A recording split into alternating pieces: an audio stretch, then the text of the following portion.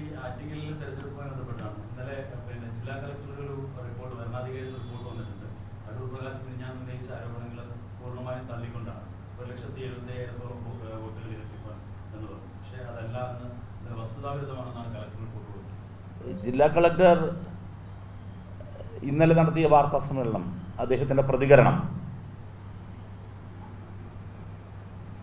വളരെ സ്വാഗതാർഹമായ ഒരു കാര്യമാണ്. എന്തിനാണ് നിലവിലുള്ള MP കൂടിയായ ഒരാൾ തുടർച്ചയായി ഇങ്ങനെ കള്ളം പറയുന്നത്? ജനാധിപത്യത്തോടുള്ള വെല്ലുവിളിയാണ്, തിരഞ്ഞെടുപ്പിൻ്റെ ക്രെഡിബിലിറ്റിയെ ചോദ്യം ചെയ്യുന്നതാണ്. ഞാൻ ഒരു കാര്യം മാത്രം അദ്ദേഹത്തെ ഓർമ്മപ്പെടുത്തുന്നു. ഈ വ്യാജ വോട്ട്, വ്യാജ കാർഡ് എന്നെല്ലാം മലയാളികൾ കേൾക്കുമ്പോൾ തന്നെ യൂത്ത് കോൺഗ്രസിനെയും കോൺഗ്രസിനെയുമാണ് ഓർമ്മിക്കുക എന്ന് ഞാൻ അടൂർ പ്രകാശിനെ ഓർമ്മിപ്പിക്കുകയാണ്.